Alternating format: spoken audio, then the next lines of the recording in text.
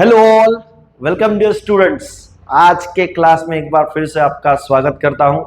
मैं Prathamesh Soni, BSA learning apps, और हमारा टॉपिक शुरू है trigonometric function.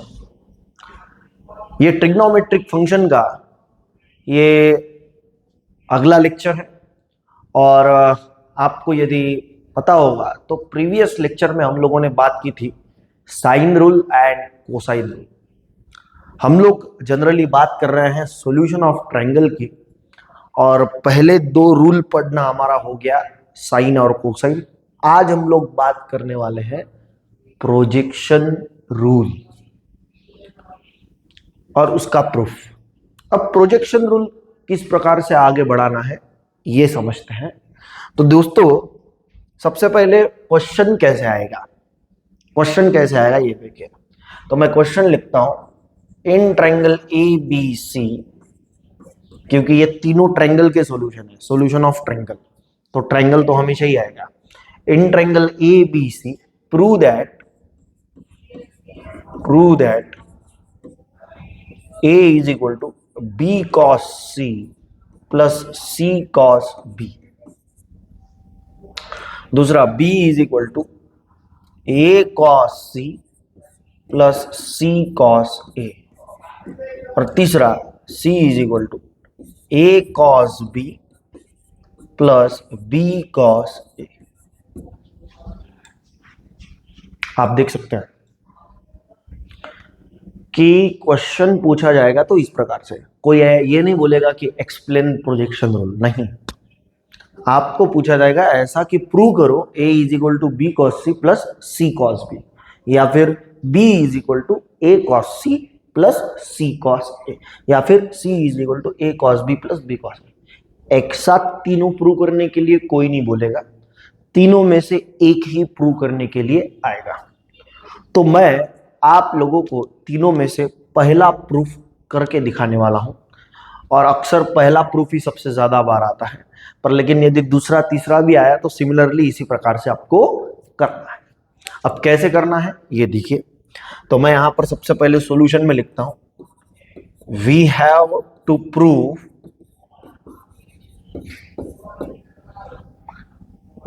Prove one of the three consideration. मतलब मैं जो प्रूव करने वाला हूं वो तीनों में से एक कंसीडरेशन प्रूव करने वाला हूं। और ये प्रूव करूंगा कैसे? तो मैं क्या प्रूव करने वाला हूं? सबसे पहले a is equal to B cos C plus C cos b, पहला वाला प्रूव करने वाला हम। अब ये पहला वाला प्रूफ करने के लिए एक्चुअली बताना चाहूंगा मैं आपको कि प्रोजेक्शन रूल में टोटल 3 केसेस चलेगी, केस 1, केस 2 एंड केस 3। तो ये तीनों केसेस प्रूव करने के लिए सबसे पहले आपको ये तीनों केसेस में कॉमन स्टेटमेंट है, इसीलिए केसेस से पहले लिख रहा हूं। तो केस के पहले आप लिखेंगे लेट ड्रॉ अल्टीट्यूड फ्रॉम ए मिट BC इन पॉइंट D। मतलब ए पॉइंट से आपने एक अल्टीट्यूड ड्रॉ किया। एक अल्टीट्यूड माने एक प्रकार का परपेंडिकुलर ही मान के चलिएगा आप। ड्रॉ अल्टीट्यूड फ्रॉम ए, वो जाके BC लाइन को मिलता है, और कौन से पॉइंट पर जाके मिलता है? D पॉइंट पर जाके मिलता है। ये statement commonly case 1, case 2, case 3 तीनों को रहेगा। समझ में आ गया? अभी हम लोग केस नंबर 1 की बात करते हैं। केस नंबर 1 क्या है बेटा? केस नंबर 1 है कि if B and C are acute angle.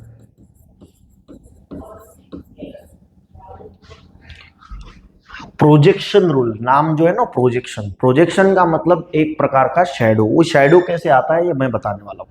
तो पहली केस हमारी है कि B and C are acute angle, acute यानी 90 डिग्री से कम वाले, लेस वाले।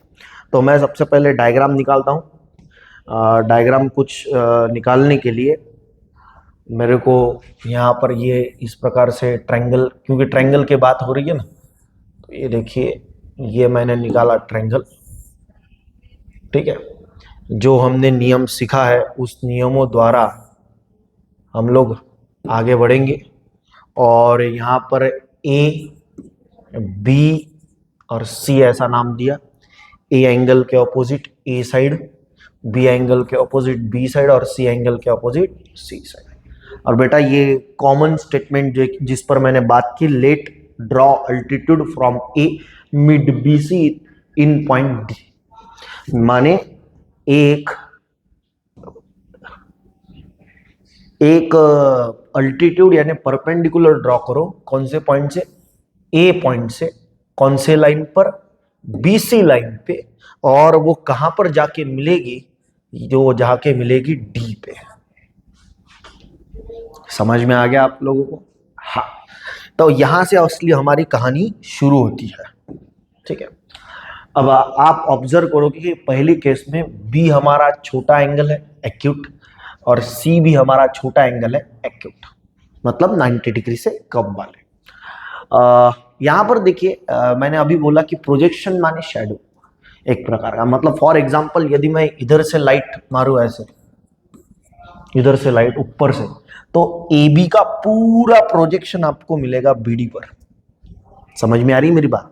ये देखो, ऊपर से जब आप लाइट मारेंगे तो ए बी का पूरा जो शैडो है, ए बी का जो पूरा शैडो है, ए बी का जो पूरा प्रोजेक्शन है, वो ए बी का पूरा प्रोजेक्शन बीडी पर मिल जाएगा। मतलब आप ऐसा लिख सकते हैं, क्या लिखेंगे? BD is a projection, BD is the projection of AB on BC, BC line पर।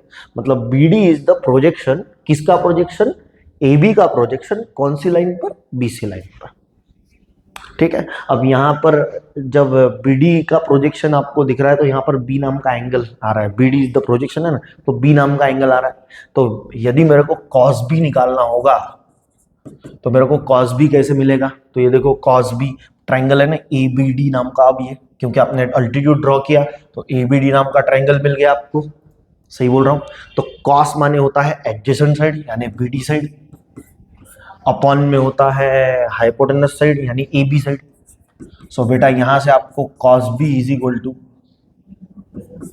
BD कितना मिल रहा है आपको? तो आपको BD पता नहीं, अपॉन AB कितना है आपका? C।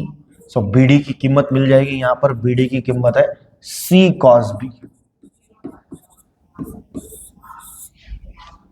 I hope everybody understand. मजा आ रहा होगा आपको। जब कंसेप्ट समझते हैं तो सीखने में भी मजा आएगा आपको। ठीक है, हाँ। अब दूसरा, जैसे हमने AB का प्रोजेक्शन BD पर दिखाया, सिमिलरली ये इधर से यदि लाइट मैंने फोकस किया, ऊपर से प्रोजेक्शन करना होगा, तो AC का प्रोजेक्शन कहां पर मिलेगा मेरे को? DC लाइन पर मिलेगा। क्योंकि ऊपर से यदि आपने लाइट दिया तो ऊपर का जो पूरा शैडो है AC का, तो AC का पूरा शैडो यानी प्रोजेक्शन DC लाइन पर मिलेगा। मतलब आप क्या लिखेंगे? तो आप लिखेंगे DC is the projection of, किसका प्रोजेक्शन है बोलो? Projection of AC on line. कौन सी लाइन? On line BC। मतलब DC is the projection of AC on line BC।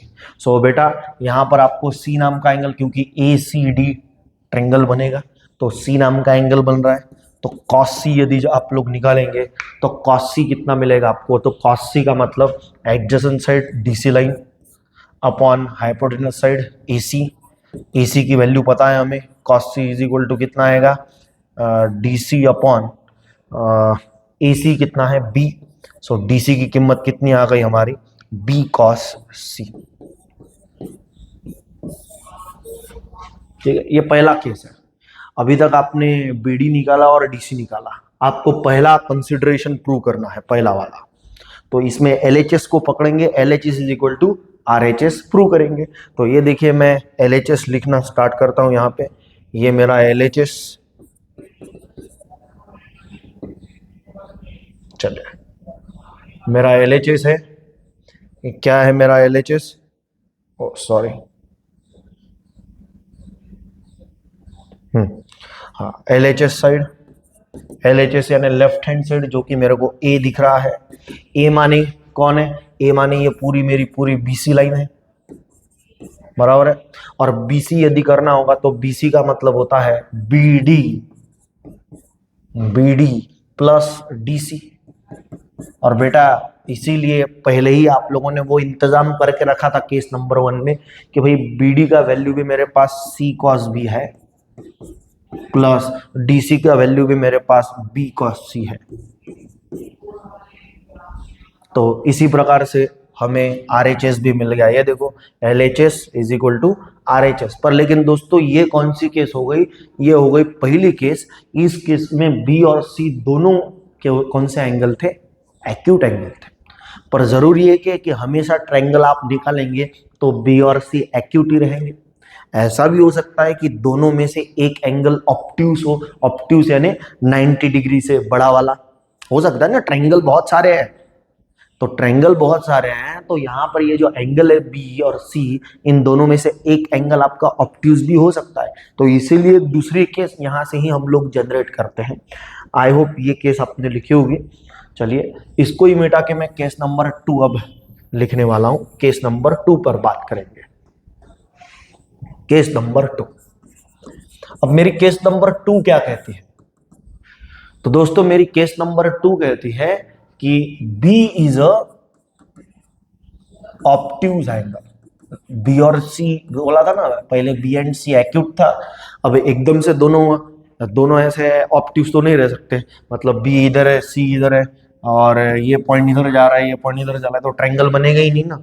तो दोनों में से कोई भी एक ही वहां का ऑब्ट्यूज बनेगा। तो मैंने कंसिडर किया कि केस नंबर 2 मान के चलो कि B हमारा ऑब्ट्यूज एंगल है, तो उस प्रकार से आपको डायग्राम बनानी पड़ेगी। तो यदि मैं डायग्राम बनाता हूं इस प्रकार से, तो मुझे कुछ इस प्रकार से मिलना चाहिए। ये देखिए,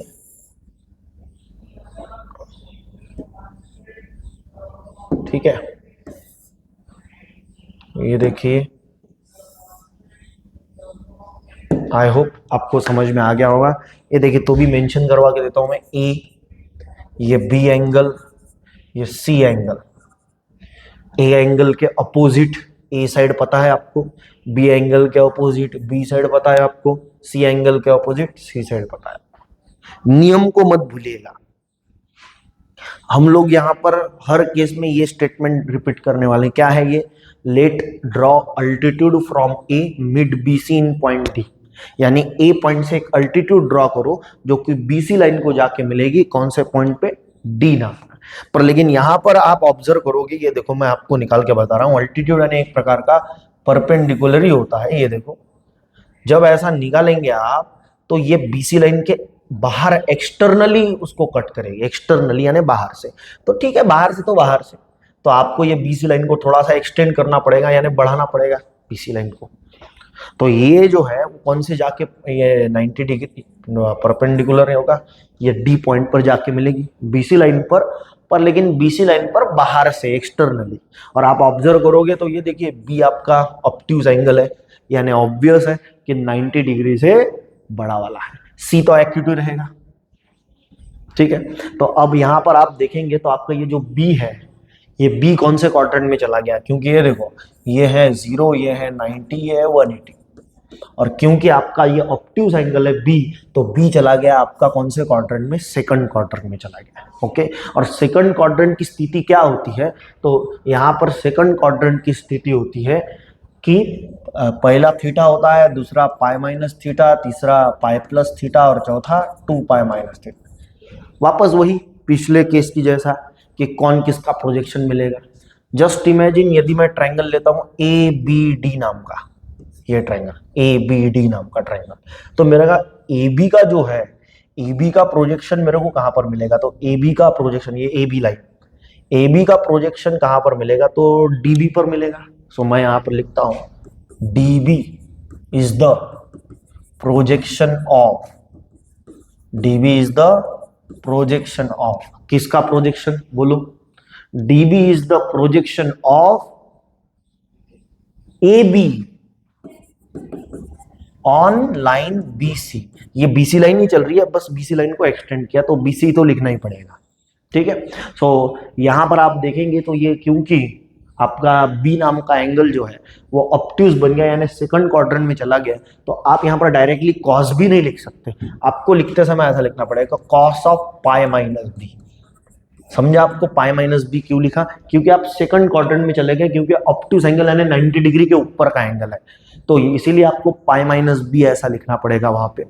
और यहाँ पर कॉस का मतलब होता है एडजेसेंट साइड यानी dB side upon hypotenuse side यानी यहाँ पर AB साइड। सो बेटा आपको पता होगा कि पाई इज इवन मल्टीपल, ठीक है, allied angle concept trigonometry, pi even है तो कॉस का कॉस, बी एंगल की जगह बी एंगल, पाई माइनस यानी सेकंड क्वाड्रेंट में साइन कोसेक पॉजिटिव यानी कॉस ऑटोमेटिक निगेटिव, तो माइनस कॉस बी मिलेगा is equal to D B upon A B कितना है हमारा, तो ए बी है सी, सो डिवाइड वाला सी इधर मल्टीप्लाई में जाएगा, सो डी बी की कीमत मेरे को मिलेगी कितनी मिलेगी, माइनस सी कॉस बी।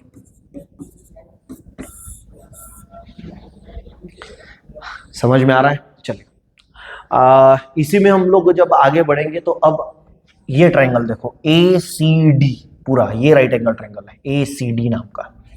आप ACD नाम का ट्रायंगल देखोगे तो C आपका एक्यूट है, तो कोई टेंशन वाली बात ही नहीं है, C क्यों के एक्यूट है तो यहां पर आपको AC का पूरा प्रोजेक्शन DC लाइन पर मिलेगा, AC का पूरा प्रोजेक्शन DC लाइन पर, तो लिखेंगे DC is the projection of line, projection of line AC on line BC, मतलब DC ये जो है AC का प्रोजेक्शन है BC लाइन पर दिखाया हुआ, ठीक है। फिर बाद में यहां पर B एंगल, C एंगल है, सपोज C एंगल है तो cos C, तो cos C का मतलब क्या हो गया फिर, एडजेसेंट साइड यानी DC side upon hypotenuse side यानी AC साइड, सो आप cos C is equal to BD side करेंगे, सॉरी DC साइड करेंगे अपॉन AC साइड करेंगे, AC माने B, और डिवाइड वाला B इधर मल्टीप्लाई में जाएगा, तो DC आपको मिलेगा कितना, B cos C, ये मिलेगा, ठीक है। अब यहाँ पे हम लोग वापस LHS equal to RHS case number 2 में प्रूव करेंगे। LHS साइड वापस कौन सी है हमारी, A। अब A माने कौन सी लाइन होती है, BC लाइन। अब BC लाइन हम लोग निकालते कैसे हैं वो बताइए मेरे को, बताओ BC लाइन, तो BC लाइन कैसे निकालते हैं, तो पहले हम लोग क्या करते हैं, पूरा DC लिख लेते हैं, पूरा DC यहां से यहां तक, पूरा DC लाइन में से DB लाइन कर दो सब्ट्रैक्ट, पूरा DC लाइन में से DB लाइन यदि मैंने सब्ट्रैक्ट कर दिया यानी माइनस कर दिया, minus DB line, so automatically BC मिल जाएगा। क्या किया मैंने, पूरा DC लिया, DC में से DB काट दिया ये वाला, तो मेरे को इनडायरेक्टली A यानी BC लाइन मिल गया। तो DC ऑलरेडी मैंने निकाला हुआ है B cos C माइनस, और BD भी मेरे पास है, सॉरी BD ने DB, तो माइनस C cos B, तो माइनस माइनस प्लस होता है तो वो मिलेगा B cos C प्लस C cos B is equal to RHS। तो ये हो गया इस प्रकार से मेरा केस नंबर 3। अभी आते हैं केस नंबर लास्ट। पहले इसमें हमने बोला था कि B हमारा एक्यूट एंगल होगा, दूसरे केस में बोला था B ऑब्ट्यूज एंगल होगा। अब ऐसा भी हो सकता है ना, ट्रायंगल बहुत सारे हैं, तो केस नंबर 3 ऐसा भी चल सकता है कि हमारा जो B एंगल है B इज राइट एंगल। तो B यदि राइट एंगल है तो उसका जो डायग्राम है वो आपका, कुछ डायग्राम नहीं निकाला चलेगा पर लेकिन समझाने के लिए मुझे निकालना ही पड़ेगा। ये देखिए, ये देख लीजिए, सो ये A है, ये B है और ये C है, और B इस बार हमारा एक्यूट एंगल है, बराबर है। आप यहां पर देखेंगे तो यदि मैंने A पॉइंट से अल्टीट्यूड ड्रॉ किया, A पॉइंट से अल्टीट्यूड, तो वो परपेंडिकुलर ही होगा, अल्टीट्यूड माने एक प्रकार का परपेंडिकुलर, तो वो भी यहीं पर आएगा, ऐसे यहीं पर आएगा, वो अलग नहीं आएगा। यहीं पर आएगा ऐसे, और वो जाके कहां पर मिलेगा, वो बी पॉइंट को ही जाके मिलेगा। मतलब बी और डी पॉइंट कैसे हैं एक दूसरे को कोइंसाइड, कोइंसाइड यानी एक के ऊपर एक। तो आप यहां पर लिख सकते हैं केस नंबर 3 में B is right angle, so D point, D is coincide. Coincide का मतलब समझते हैं ना, विथ बी। कोइंसाइड मतलब डी जो है वो बी के ऊपर ही आएगा, क्योंकि ए से आप अल्टीट्यूड ड्रॉ करोगे तो ये पॉइंट आके यहीं पर मिलेगा, तो डी पॉइंट यही होगा। समझ में आया? अब ये केवल ये लास्ट वाली केस में मैं क्या करने वाला हूं, पहले अभी तक मैंने LHS equal to RHS prove किया है, बस ये लास्ट वाली केस में मैं क्या करने वाला हूं, RHS equal to LHS prove करूंगा। तो बेटा मेरा RHS क्या है बोलो, RHS तो आप ऑब्वियस देख रहे होंगे कि मेरा RHS है यहाँ पे B cos C प्लस C cos B। ठीक है, तो B cos C कैसे आएगा, तो बेटा C तो एक्यूट एंगल है ही, और ACB नाम का मेरे को ट्रायंगल तो मिल गया है। आप यहाँ पर सॉल्व करेंगे तो B cos C का मतलब आपको क्या मिलेगा, तो ये देखो करके बता रहा हूँ मैं, थोड़ा सा रफ में करके बता रहा हूँ ये, क्योंकि लिखने की आवश्यकता नहीं है। यदि मैं cos C बोलता हूँ तो cos का मतलब एडजेसेंट साइड यानी BC लाइन। हाँ ये भूल गया था मैं, A एंगल के opposite A side, B angle के opposite B side, C angle के अपोजिट C साइड। तो cos का मतलब होता है एडजेसेंट साइड यानी BC side upon hypotenuse side में डायरेक्ट लिखता हूँ B, AC माने B और BC माने कितना हो गया B cos C। तो मेरे को यही बताना था कि आपका जो B cos C है उसका मतलब है BC line plus C into cos. B angle right angle है, मतलब ये 90 डिग्री का होगा। cos 90 होता कितना है, तो cos 90 बेटा 0 होता है, तो 0 इंटू एनी नंबर 0, तो बचेगा BC, और BC माने कौन होगा A, और यही हमारा LHS होगा। इस बार मैंने उल्टा प्रूव किया। क्या प्रूव किया, RHS is equal to LHS। I hope आप सभी को ये बात प्रोजेक्शन रूल के तीनों केसेस 1 बाय 1 जो मैंने पढ़ा है वो समझे होंगे। चलिए आगे बढ़ते हैं बेटा। अभी क्या है, ये मैंने जो साइन रूल, कोसाइन रूल और प्रोजेक्शन रूल पढ़ा है, इसके कुछ बेसिक एप्लीकेशंस हैं, उसका भी थोड़ा बहुत नॉलेज होना चाहिए, क्योंकि क्वेश्चंस आते हैं और उसको प्रूफ नहीं आता, लेकिन क्वेश्चंस आते हैं। तो मैं थोड़ा बहुत नॉलेज देके, बस 5 मिनट में नॉलेज देके उसको खत्म करने वाला हूँ। तो आज का हेडिंग ये वाला अगला डालेंगे आप, application of sine rule, cosine rule and projection rule. देखिए आपका इन ट्रायंगल ABC ही होगा, ये सबको पता है। ठीक है, ये बातें आपको याद रखनी है बस। ठीक है, ये एक फॉर्मूला का रूप में याद रखना है। मैं एक ट्रायंगल निकाल देता हूं, ट्रायंगल की बात हुई है तो सॉरी। हाँ, तो ट्रायंगल में 3 angle A B C, A angle के opposite A side, B angle के opposite B side, C angle के अपोजिट C साइड। ठीक है बेटा, ट्रायंगल के 3 एंगल का सम 180, ये सबको पता है, पर लेकिन आपको ये भी याद रखना है कि ट्रायंगल के 3 साइड यानी A plus B plus C, small ABC का आंसर होगा बेटा ट्वाइस S के जितना।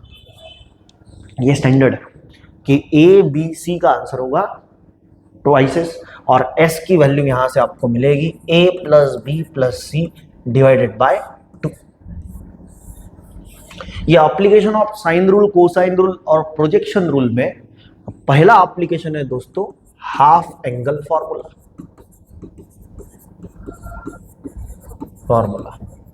हाफ एंगल फॉर्मूला यानी साइन A आपने देखा होगा, साइन थीटा देखा होगा, तो उसका हाफ यानी A/2, हाफ यानी 1/2 अपॉन में 2। तो साइन A/2 फॉर्मूला कैसे चलता है, ये देखिए, साइन का फॉर्मूला होता है under root of A angle है ना, तो A यहां पर साइड नहीं आने वाली, तो 2 साइड कौन सी है, B और C, तो यहां पर ये लिखते हैं S minus C upon BC। यदि मेरे को साइन B/2 लिखना होगा तो ये आपके लिए छोड़ता हूं मैं, तो B एंगल है तो B साइड नहीं आएगी, कौन सी साइड आएगी, sine A, S minus C और बाद में AC। इस प्रकार से। तो मैं साइन a बाई टू के लिखा मैंने, साइन b बाई टू का, साइन c बाई टू का आप लोग लिखो।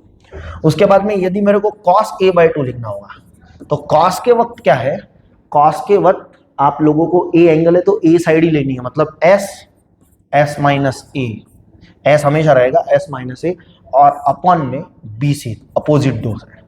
और यदि मेरे को tan a बाई टू लिखना है तो tan का मतलब होता है sine upon cos, sine upon cos. तो दोनों के नीचे BC BC तो है तो गेट कैंसल, रूट है तो ऊपर वाला s minus B s minus C upon s into s minus A, इस प्रकार से मिलेगा।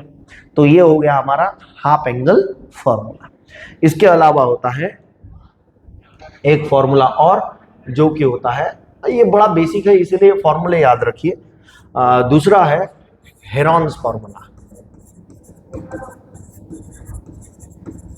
बेटा ये हेरॉन्स फॉर्मूला क्या है, तो बेटा एरिया ऑफ ट्रायंगल निकालने के लिए, सर एरिया ऑफ ट्रायंगल का formula half into base into height है, तो बेटा एरिया ऑफ ट्रायंगल के अलग अलग यूनिट में अलग अलग फॉर्मूले हैं। तो क्योंकि हम लोग application of sine rule, cosine rule और प्रोजेक्शन रूल में सीख रहे हैं, तो Heron's formula area of triangle ABC निकालने के लिए ही यूज होता है, जो कि under root of s minus a, s minus b, s minus c। बेटा स्मॉल ABC आपको पता है साइड, और s का कैसे आता है, तो a plus b plus c bye.